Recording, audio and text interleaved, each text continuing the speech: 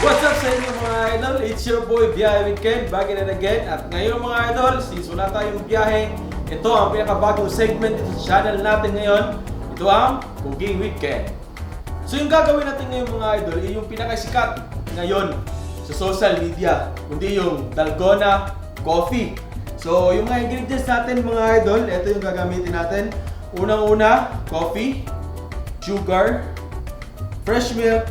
Itong tatlo na to, ito yung pinaka main ingredient ng DALGONA COFFEE mga idol. Optional na itong iba na gagamitin ko, itong choco syrup, tsaka stiko. So makikita nyo mamaya kung paano ito gamitin mga idol. Yung unang gagawin natin yung mga idol is mix tayo ng sugar, tsaka coffee. Yan yung gagawin natin una at yun. So kailangan natin ng bowl. So set aside muna natin itong mga ingredients natin na mamaya pag gagamitin. Okay.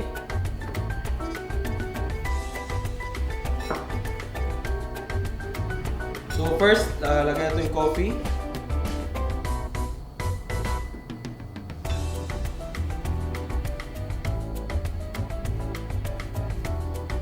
Sugar. So 1:1 mga idol, 2 tablespoons of each sugar and coffee. At lagyan natin ng konting hot water.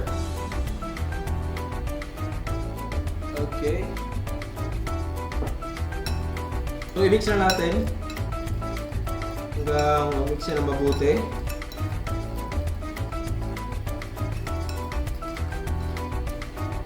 Kailangan mga idol maging watery yung consistency niya mga idol para mamaya paglagyan natin ng creamer, which is very optional. Depende na sa inyo kung meron ganito sa kusina nyo, pwede kayo maglagay nito. Okay.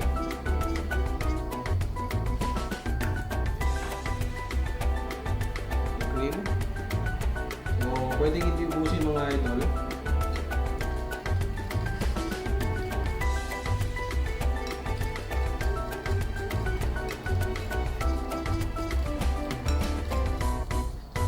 Yan.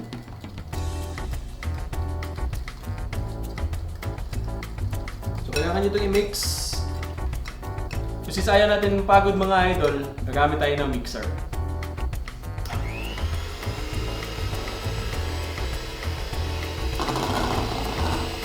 So dahan-dahan lang sa paggamit. Optional lang naman itong paggamit ng mixer mga idol. Pwede naman manual, tinidor, or yung basta yun, kung ano yung tawag na yun. Optional lang. So itayin na natin hanggang maging foamy siya mga idol at hindi siya watery na consistency. So yung hinahanap natin na consistency mga idol is yung hindi siya mahulog, hindi siya watery. So itayin natin siguro mga ilang minutes bago siya maging foamy. So yun.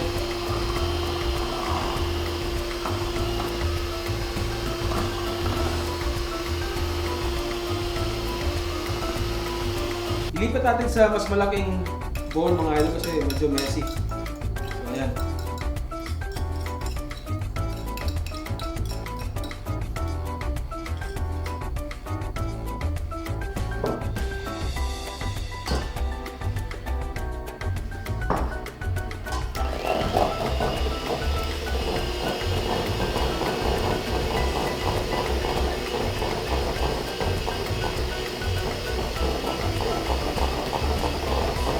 Ito, since medyo malaki na itong bowl na gamit natin, medyo mabibilis yung speed ng mixer natin kaya hindi masyadong messy. Mabilis siya mag-foam. So kung gamit nyo sa bahay mga idol is yung tinidor lang. Tsagaan nyo lang mga idol, mga ilang minutes after maging foamy din yan mga idol. So bakit kailangan na maging foamy yung texture or yung consistency nito? Kasi kailangan nating lumutang yung etong mixture na to paglagyan natin sa ibabaw ng fresh milk. Kasi pag watery yung texture nito, lulubog to mga idol.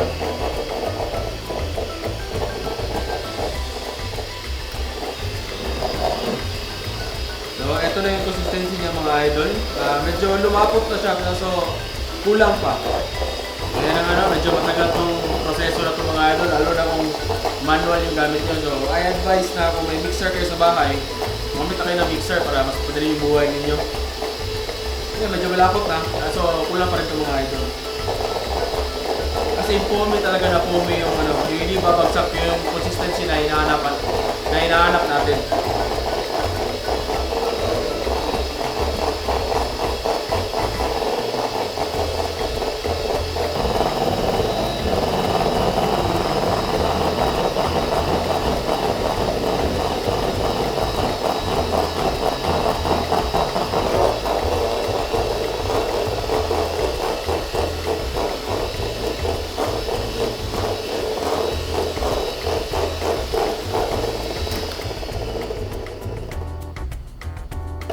Ito mga idol, medyo foamy na siya.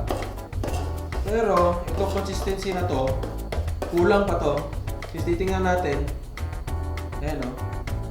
Yung dulo niya mga idol, nakikita nyo sa camera, bumabagsak pa siya. So, ang hinahanap natin is yung hindi talaga babagsak yung dulo ng foam. So,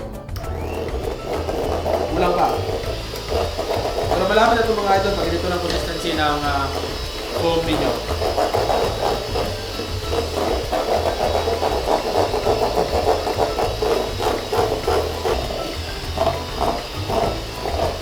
Ito mga idol, konti na lang.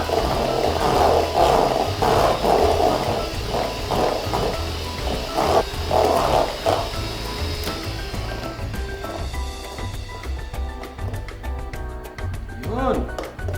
So ito yung consistency na hinahanap natin mga idol. Pulog eh, no? So ito, okay na yun mga idol. Yan. So set aside muna natin at i-prepare natin tong baso natin na lalagyan natin ng DALGONA coffee natin. Itong choco syrup, lagyan natin ito sa baso. Wala. So ang lalagay tayo sa baba. Yan, tapos sa sides.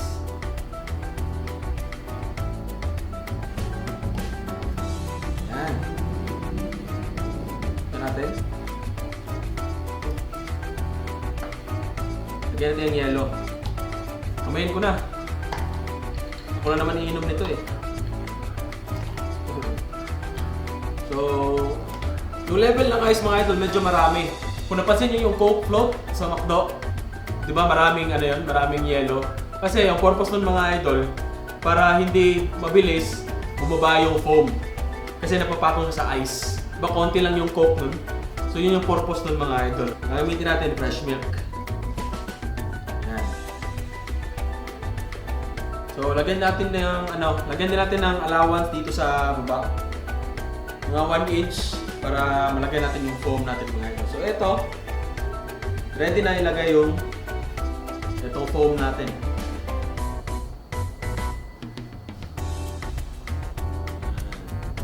So dahan-dahan lang mga idol.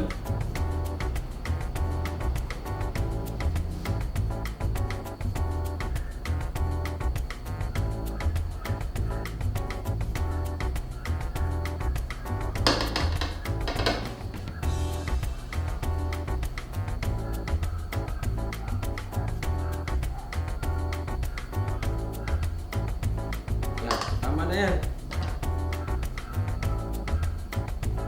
Tapos, lagyan natin sa ibabaw ng choco.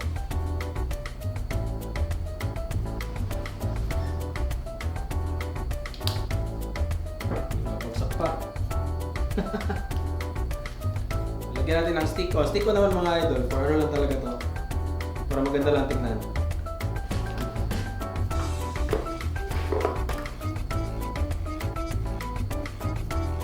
Natin itong piraso.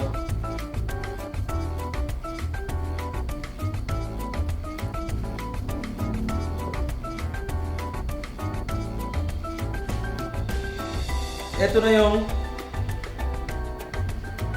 DALGONA coffee natin mga idol.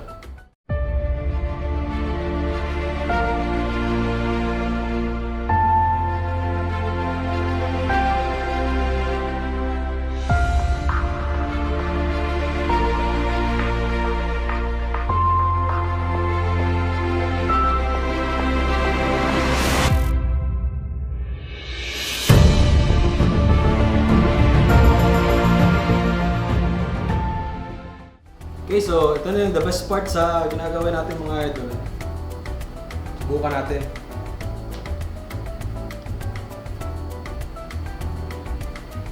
Bawasan natin konti. Kaya natin toast ko.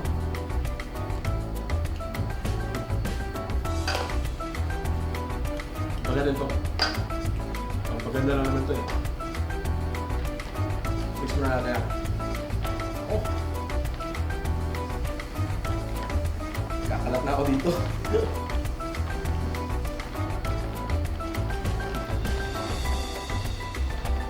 Medyo messy mga idol. Hayaan nyo na.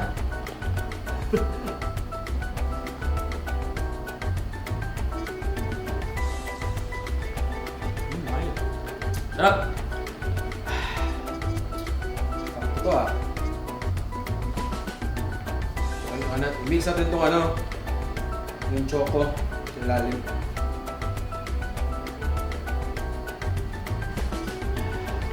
Okay. Sarap.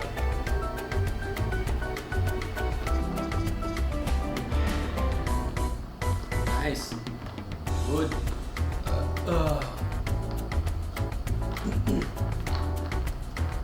In fairness mga idol, masarap pala to. First time kong gumawa nito mga idol, pero ayos. Good. So yan. Yan yung simple recipe ng dalgona coffee natin mga idol.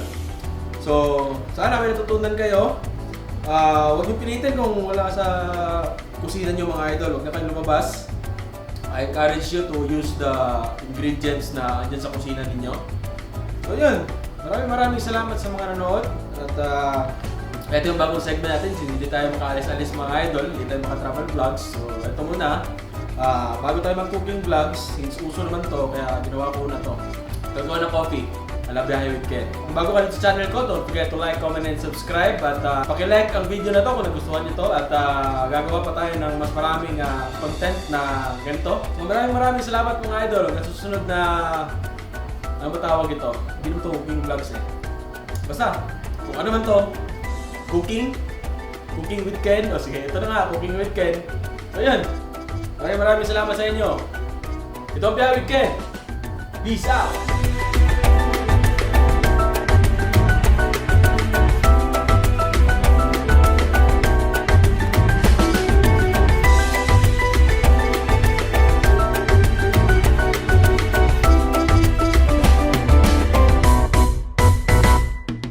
Ang dumi ah!